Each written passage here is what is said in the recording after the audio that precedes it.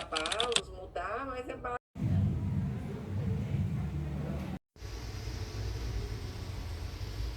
Sentei aqui para fazer uma atividade da faculdade e decidi compartilhar com vocês os pensamentos, né? São 2 livros brasileiros que nós estamos trabalhando. É na disciplina de Literatura Brasileira 3, em que a proposta é estudar a primeira metade do século XX. Então, nós estamos naquele período dos pré-modernistas, que não é exatamente um período assim, de um movimento literário, mas ele abarca escritores que vieram depois dos parnasianistas, realistas, parnasianos, não sei se fala parnasianistas, enfim, e antes dos modernistas, né? O modernismo ele é marcado a partir da Semana de Arte, ali, em 1922. Então, esses primeiros são, né, esses primeiros 20 anos da literatura no século XX.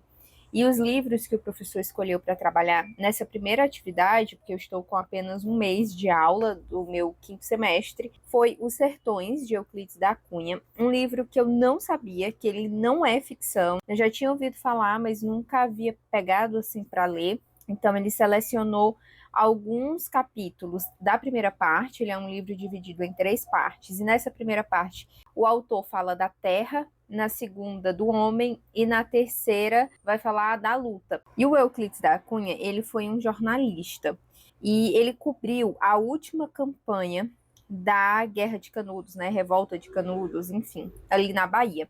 Ele escreve sobre esse período que ele foi nessa campanha. E na campanha, ele produziu muito como jornalista. Ele registrou tudo do que ele via e esses textos foram publicados como matérias jornalísticas. Só que depois que ele voltou, ele foi continuar trabalhando como engenheiro, que era a outra formação dele. Não sei, esse povo tinha muitas formações, né? Mas ele vai trabalhar como engenheiro.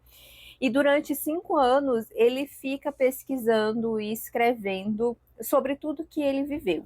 Daí, nessa primeira parte, que é a terra, ele vai falar da paisagem, do cenário. Depois, no homem, ele vai tratar do sertanejo, que é como ele chama, como ele se refere aqui no livro, as pessoas que ele encontrou, que ele conheceu ali durante esse período, né, da campanha. E na terceira parte, que é a luta, que foi uma parte que nós não lemos, tá? O professor não pegou nenhum capítulo, porque é quando ele vai retratar realmente a guerra. Nesses 2 primeiros, é como se fosse uma análise dele sobre esses aspectos. E no terceiro, ele realmente retrata os fatos. O professor diz que a parte mais empolgante do livro, só que não dá tempo, gente, é um livro de 600 páginas, então ele precisou selecionar alguns capítulos, para que a gente pudesse fazer um diálogo entre ele e O Triste Fim de Policarpo Quaresma, de Lima Barreto. E aqui também ele selecionou alguns capítulos, eu até marquei para reler esses capítulos que ele marcou aqui, que são os que nós podemos usar no comentário. Ele chama de fórum, mas é como se fosse um comentário comparando esses 2 livros. E o que você vai comparar, você escolhe. Eu estou querendo falar um pouco da descrição das paisagens e de como isso reflete na sociedade, ali, em demonstrar como que era o funcionamento da sociedade, do homem e das pessoas. Porque em O Triste Fim, não sei se vocês conhecem esse livro, eu nunca tinha lido e eu estou achando assim incrível. Falta ler ainda 2 capítulos para terminar ele, mas eu não vou usar esses 2 que estão faltando. E então eu acho que eu vou escrevendo, e como que eu tenho que entregar esse trabalho hoje, eu vou escrevendo aqui. Enfim, quando eu terminar eu leio com calma, mas nós temos aqui um protagonista que ele é patriota. E a sensação que a gente tem ao realizar a leitura é que o Lima Barreto, a todo momento, ele tá tirando sarro com a cara desse tipo, né, de pessoa aqui, desse tipo de patriota. E é um livro também dividido em 3 partes, só que aqui, na primeira, o Lima Barreto ele vai apresentar o Policarpo com as ideias muito diferentes que ele tinha na época, como, por exemplo, ele propõe que a língua oficial do Brasil seja o tupi. Então ele faz um ofício, tem toda essa solicitação realmente para que isso aconteça. E daí ele começa a ser tido como louco. Ele era funcionário, estava trabalhando, precisa ser afastado, porque as pessoas começam a questionar muito a sanidade dele depois dessa proposta. E eu estava rindo muito no começo, porque as pessoas têm como se fossem alguns comentários, assim, né? Que as pessoas fazem quando ele não está presente, do tipo, nossa, tu viu? Policarpo endoidou. E aí, no último capítulo dessa primeira parte, ele já está internado em um hospício, digamos assim.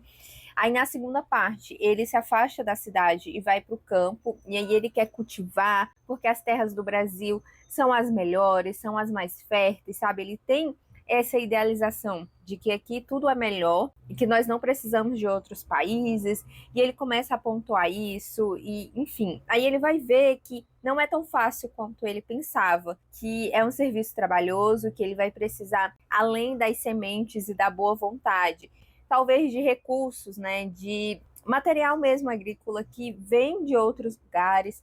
Então, eu achei bem legal. E a terceira parte já é mais política. E aqui, o ponto, né, talvez de encontro, assim, que é bem político, os dois, é que no Triste Fim tem alguns personagens que participaram de maneira não tão ativa da Guerra do Paraguai. Então, tem aí esse diálogo, mas eu acho que eu já fiz aqui uma introdução falando um pouco sobre o pré-modernismo e os dois autores, mas assim, muito básico, mesmo um parágrafo, porque o professor só quer 2 páginas desse comentário.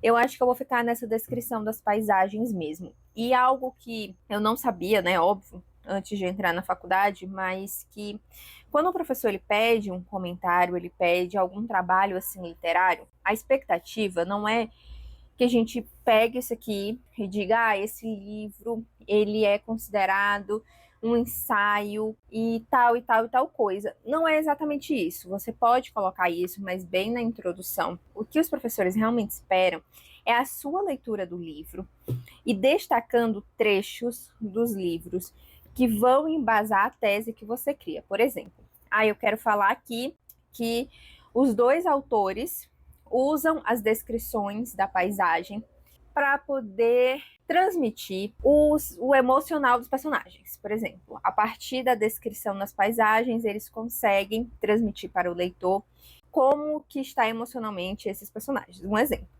E aí eu preciso pegar trechos que consigam segurar isso que eu estou falando, né? Que consigam comprovar. Então, é uma leitura assim, muito específica e cada pessoa vai focar em uma coisa diferente. Eu gosto muito de professores que deixam a gente fazer isso de forma individual. Eu não gosto desse tipo de trabalho em grupo, justamente porque cada um tem uma visão, tem algo que chama atenção e dificilmente isso vai ser igual. Então, sempre tem que chegar no consenso do que nós vamos falar. E aqui, como é sozinho, eu posso simplesmente falar do que eu quiser e eu vou realmente focar nisso da paisagem. Então, o que eu vou fazer agora? Eu vou pegar o capítulo do Euclides da Cunha e do Lima Barreto, em que eles focam nessa descrição, e esses capítulos estão dentro dos que o professor selecionou. Eu já olhei aqui. O do Euclides da Cunha, deixa eu até olhar. É um capítulo chamado, eu acho, né? Que eu tenho que reler para ter certeza. Do Alto da Favela, e tem também O Sertão é um Paraíso. Eu acho que esses 2 da primeira parte talvez se encaixem. E o do Lima Barreto, o professor não colocou nome, colocou só os números. Eu tenho que ver pelo nome. Mas tem um capítulo aqui que ele vai focar muito nisso. Deixa eu ver aqui qual é. Eu sei que é na primeira parte. O Bibelô, talvez. Tem um outro aqui que se chama Reformas Radicais. Então, eu acho que é esse Reformas Radicais. Eu vou ter que reler para ter certeza se é esse que eu quero usar.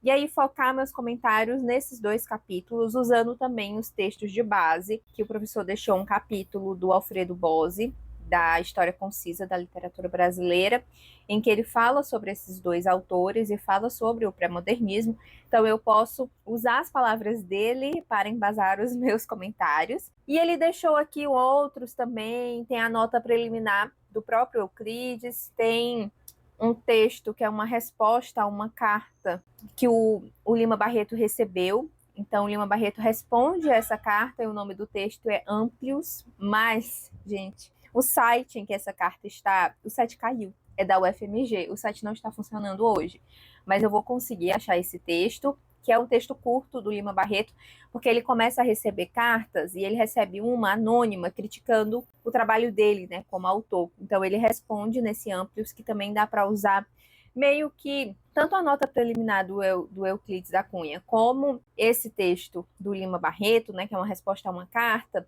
é possível usar para poder desenhar como que era o cenário em que esses autores estavam trabalhando, sabe? Como que era ali, porque o foco também não é falar dos autores, né? É falar realmente dos dois textos.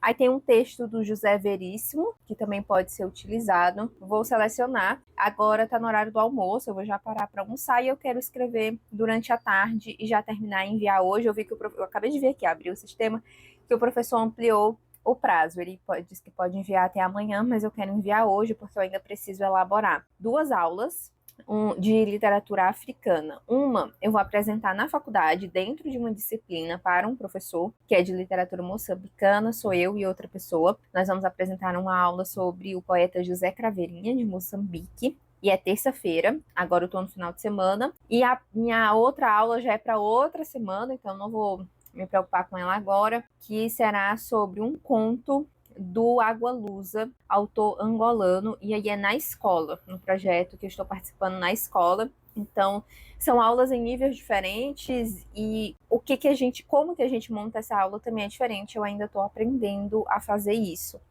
Aí eu tenho essas coisas. Tenho Latim 2, que eu preciso revisar alguns conteúdos de Latim 1 e responder uma atividade para terça-feira também. E tem uma atividade de funcionalismo que já está quase pronta, essa é em grupo, em que nós estamos analisando uma música a partir de um conceito, né, ideacionista do Halliday.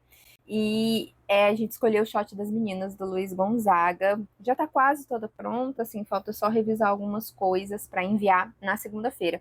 O ruim é que quando aparece uma coisa, aparece tudo ao mesmo tempo, e é por isso também que as minhas leituras estão um pouquinho mais paradas, mas eu estou lendo outros 2 livros além desses, e tem um de uma leitura coletiva que eu participei e li, que eu vou já buscar para comentar com vocês, mas primeiro eu vou focar aqui, e aí provavelmente à noite eu volto para comentar sobre essas outras leituras. Ontem eu consegui finalizar aquela atividade, eu demorei muito, praticamente o dia inteiro, porque quando eu começo a escrever, aí eu fico pensando que eu posso falar sobre isso, depois sobre aquilo, e só eram 2 páginas, né, 2 laudas. Então, eu tive que ir tirando muita coisa, depois eu fui reler a instrução do professor e eu vi que o tema não era tão livre quanto eu estava fazendo, né? Ele queria que fosse abordado a questão do patriotismo, da República Velha, né? Desse período histórico também. Então eu fiz um parágrafo falando sobre como que isso influenciou, assim, digamos, a criação desses 2 livros, né, para cada um dos autores, e continuei o meu que não tinha nada a ver sobre, né, a minha análise não falava sobre isso. Eu fiz uma análise mais da forma mesmo do texto, de como que a caracterização do cenário, da paisagem, nos traz informações sobre os personagens. Então eu analisei um trecho que fala do sertanejo que crê, né, em Os Sertões, muito que eles estão tipo no topo, né, de uma favela, que aquilo ali seria o céu, essa coisa assim, meio de trazer como se eles fossem limitados, que eles só conhecem aquele mundinho, então por isso eles acreditam que aquilo é tudo, sabe? Tipo assim, meio que isso. E no Triste Fim de Policarpo Quaresma eu abordei um trecho que vai falar de quando o Policarpo e o vizinho dele, o Albenaz, eles vão até a casa da Maria Rita, que é uma mulher negra que serviu na casa do Albenaz, ainda durante o período da escravidão, e tem esse percurso deles indo até a casa dela. Então, como que é construído esse cenário? Eu não pude colocar o trecho todo, eu peguei a parte que já fala quando eles estão se aproximando da casa, como que a casa é descrita, e como que isso antecipa pra gente já quem é essa personagem, né, essa ligação de um lugar feio, um lugar pobre, assim, relacionado com a dificuldade, com a tristeza, com a pobreza. Eu espero que o professor goste e entenda o que eu fiz. Aí, gente, acho que vocês lembram que eu falei que tinham comprado esse relógio, o relógio deu problema e eu ia devolver e tal. Eu vi ele aqui agora e lembrei. Que realmente, eu acho que agora ele parou de vez. Já tem uns dias que ele ficava vibrando, desligava e ligava. Eu tô com 3 meses com ele. Ele tinha garantia de 3 meses. Antes de completar esse tempo, eu falei com o fornecedor para a gente ver a possibilidade de trocar e ele simplesmente não responde. Então eu vou ver ver se ele reage de novo, porque semana passada ele passou assim uns 2 dias sem reagir, mesmo carregado, e ele não liga nem quando conecta o carregador, sabe? Mas enfim, já desisti, já desencanei. Quando ele funciona, eu uso e ele é ótimo. O meu é o Mi Band 7 Pro, né? Quando ele tá funcionando, ele é maravilhoso. Eu gosto muito das funcionalidades, das opções, de ler as mensagens no WhatsApp sem eu precisar pegar o celular. Eu acho maravilhoso. Mas é isso, né? Deu problema. Daí eu tô aqui com 2 livros que eu estou lendo e 2 livros que eu comprei em uma promoção da Amazon. Na verdade, além desses, eu comprei o Niket da Paulina Chiziane, que já chegou, e eu deixei ali separado porque vai ser para uma disciplina da faculdade. Eu vou fazer um trabalho sobre ela. E eu escolhi esse livro. Não sei nem se o professor vai aceitar ou se ele já havia pensado em outro. Mas eu e uma amiga compramos e é isso. Daí eu vi que estava na promoção. Esses 2 livros aqui saíram por R$ 65.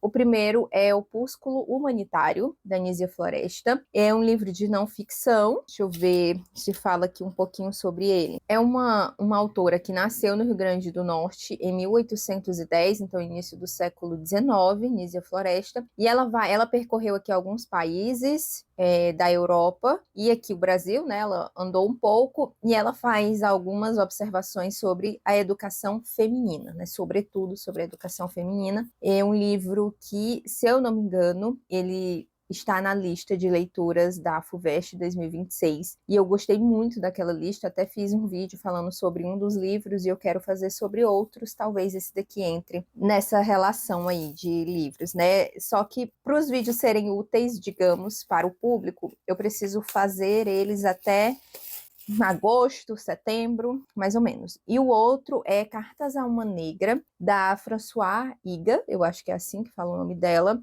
E esse livro é muito interessante, porque é uma francesa que, no mesmo período em que Carolina Maria de Jesus estava publicando Quarto de Despejo, que inclusive o meu tá aqui, que eu acho que vocês lembram que semestre passado eu trabalhei ele na faculdade, e eu ainda não arrumei as coisas, então os livros ainda estão espalhados aqui na mesa. Então, enquanto Carolina Maria de Jesus publicava Quarto de Despejo e o Brasil conhecia a história dela, algumas matérias saíram em jornais lá na França, e a Françoise Higa, não sei, ela teve conhecimento dessa mulher favelada no Brasil que escrevia, né? No caso dessa autora brasileira que tinha essa questão da pobreza. E então, ela, que se identificou muito com o que Carolina Maria de Jesus falava, resolveu escrever cartas respondendo a Carolina. Elas nunca se conheceram, né? Enfim, Carolina Maria de Jesus nunca teve acesso a esses textos, né? São várias cartas, aqui tem as datas em que ela foi escrevendo, né? 1963, deixa eu ver em que ano começa. 62, começa aqui em 62, e é uma relação muito bacana, né? São pessoas, assim, são mulheres que têm essa questão racial e social similar, em países completamente diferentes, experienciando coisas parecidas. Então eu achei muito interessante. Aqui atrás fala: pois é, Carolina, as misérias dos pobres do mundo inteiro se parecem como irmãs. Todos leem você por curiosidade, já eu jamais a lerei. Tudo o que você escreveu eu conheço. E tanto é assim que as outras pessoas, por mais indiferentes que sejam, ficam impressionadas com as suas palavras. Então ela também não leu os diários, né? Ela viu essa matéria, ela entendeu as questões que Carolina Maria de Jesus abordava e decidiu, assim, escrever as cartas. Eu acho que vai ser muito legal, até porque eu fiz a leitura recente, né, de Quarto de Despejo, então ainda tá muito fresco e eu quero fazer aquela leitura ali. Aí dos livros que eu estou lendo, tem um aqui que tá meio paradinho, que é o da Chimamanda, A Contagem dos Sonhos. Eu comecei, tô bem no começo mesmo, li algumas páginas e é um livro muito pesado, tá? É um livro, assim, que tem diversas violências. Eu vi algumas pessoas comentando sobre ele e eu dei uma pausa, porque eu acho que eu não tô num momento que ele vai bater muito bem. Mas agora que eu olhei ele aqui, deu vontade de voltar. Eu quero continuar lendo. Aí um outro livro que eu estou lendo, As Meninas, da Lígia Fagundes Telles. Essa é a leitura coletiva do meu clube de leitura. Agora nós vamos até o dia 18 de maio com essa leitura e eu estou atrasada. Era para eu estar no capítulo, não sei, 7, 8, eu não tô lá ainda, mas é porque, né, eu tava estudando e eu vou conseguir essa semana correr um pouco mais com essas leituras, eu acho que eu vou conseguir. E um livro que eu peguei para ler antes de dormir, porque eu gosto de ter uma história mais de conforto, sabe? Que não vai coisar minha cabeça, que não vai falar de abuso, estupro e mortes e essas coisas assim, que eu leio muitos livros que tem essas temáticas, porque eu gosto desses livros assim de dramas sociais e tudo mais. Então eu sempre tenho um mais bobinho. E eu estou relendo Six of Crows. É uma duologia, são 2 livros de fantasia. Os personagens eu nem lembrava que eles são tão jovens, eles têm 17, 18 anos, mas eles parecem ter mais. Os seus 20 e poucos, eu estou na página 180. E eu continuo amando, eu sou apaixonada por todos os personagens, eu acho, desse livro. Já li os 2, mas faz alguns anos, então eu resolvi voltar para esse universo. Eu nunca tinha lido na edição física, quando eu li foi um e-book, e agora eu tô podendo riscar. E assim, né, eu amo. Eu uso até essa luzinha aqui, porque eu leio antes de dormir, né, e eu não quero ler no Kindle. Ó, ela acende assim, e eu fico lendo dessa forma. Eu li Intermezzo todo assim também. Antes de dormir, eu pegava minha luzinha, Intermezzo, deitava, lia um capítulo. E aqui, os capítulos são menores, então eu consigo ler 2, às vezes 3. Mas aí eu tô indo dormir bem tarde. E o livro que eu concluí foi o Inventário das Coisas Ausentes, da Carola Saavedra. Foi também para um clube de leitura, o Clube da Jéssica. Eu gostei, não foi um livro que eu amei, é um livro diferente, é inventivo, ele é um pouco experimental. E ele é dividido em 2 partes. Na primeira, a autora ela trabalha com um narrador que ele está como se ele estivesse assim, reunindo histórias para escrever um romance. Então são vários trechos de histórias que podem estar acontecendo na vida dele ou que podem ser só estudos para o romance, e tem muitas histórias interessantes. Então, é isso, assim, é um caderno de anotações, a primeira parte, esse é o título. A segunda é como se fosse um romance ficcional, que ele escreveu a partir dessas histórias, e aí foi a parte que eu não gostei tanto, assim, eu acho que eu vinha tão empolgada com tudo que ele estava reunindo nesse caderno de anotações, que na segunda parte deu uma decaída, assim, para mim, mas eu continuei gostando do livro. Nós tivemos boas discussões sobre as histórias que ele traz, sobre a forma como ele trabalhou elas no romance. Então é isso, é um livro que vai falar sobre escrever um livro. Achei interessante, gostei de ter conhecido e quero ler outros livros dela. E eu acho, gente, que é isso. Agora eu preciso, hoje é domingo, eu preciso sentar e assistir. Eu separei 2 documentários sobre Moçambique, porque eu tô fazendo a disciplina de literatura moçambicana, e daqui 2 dias eu vou apresentar um trabalho que não é um seminário, é uma aula. Então sou eu e outra menina, nós vamos apresentar essa aula para a turma e para o professor. É uma turma super pequena. Eu acho que tem 8 alunos só, porque essa disciplina, ela é optativa e ela tá ligada com um projeto que eu participo na escola. Só que ela acontece em 2 dias. Tem a turma da terça e a turma da quarta. Então, na quarta-feira é que ficou um número maior de alunos, e na terça somos só 8. E, assim, o professor ele sugeriu que cada semana uma dupla dê uma aula. Então, ele separou os autores para a gente focar em cada uma das semanas. Essa semana é minha, com a minha amiga, e nós vamos falar sobre o José Craveirinha, que é um poeta moçambicano, um dos grandes poetas de Moçambique. Aí o professor separou 3 poemas, eu achava até que eram 4, mas são só 3, e nós temos que fazer a análise desse poema. Só que não dá para simplesmente chegar, distribuir as folhas com os poemas e dizer, vamos ler e analisar. É preciso contextualizar a literatura moçambicana, então a gente está pensando em como fazer isso de uma forma que não fique parecendo uma aula de história, sabe? De ligar os acontecimentos e a questão da luta pela independência, do pós-independência, do colonialismo, quanto que isso impactou na literatura do país. Fazer essa relação, né? Não só falar os dados, mas fazer a relação com a literatura. E a gente pensou assim, eu vou assistir esses 2 documentários para recomendar, né, se eles forem realmente interessantes para a temática da aula, e trazer algumas informações a partir deles. Música, eu tô até com a caixinha aqui, então eu quero usar ela. Colocar ali umas músicas no início da aula para a galera ir chegando e já ter, a gente quer uma música mais animada, assim, estamos selecionando para ter um pouco mais, assim, um astral mais alto, porque é uma aula depois do almoço. Sempre a galera tá com energia muito baixa nessa sala, então tentar subir um pouquinho essa energia e trabalhar trabalhar a questão dos provérbios, que nós achamos vários provérbios, alguns artigos, inclusive, analisando e fazendo relação desses provérbios com a literatura moçambicana. Mia Couto é de Moçambique, ele usa muito, às vezes ele modifica, né, algumas palavras dos provérbios e inclui nos romances, nos contos. Nós não podemos tratar diretamente de Mia Couto, porque outra dupla já está com ele, mas a gente pode citar e levar, talvez, uns provérbios para ler, discutir, relacionar com questões sociais e culturais do país. Então, a aula ela ainda está sendo construída e agora o que eu vou fazer é tentar editar esse vídeo, né? Porque os arquivos, agora, eu não sei se é o meu computador, se é o programa que eu uso para editar, quando eu jogo os arquivos ali, eles estão demorando para carregar. Se eu tento editar assim que eu passo os arquivos para o computador, eu não consigo me ver. A imagem fica parada e eu vou só ouvindo o áudio. Então, para carregar áudio e som, áudio e imagem, demora um tempo. Então, eu acho que eu vou jogar os arquivos, deixar carregando e mais tarde eu edito e libero, porque fica mais rápido, sabe? O processo de edição é mais básico. Mas é isso, eu queria ter filmado um pouco mais da minha semana, só que foi uma semana cheia de feriados e que eu fiquei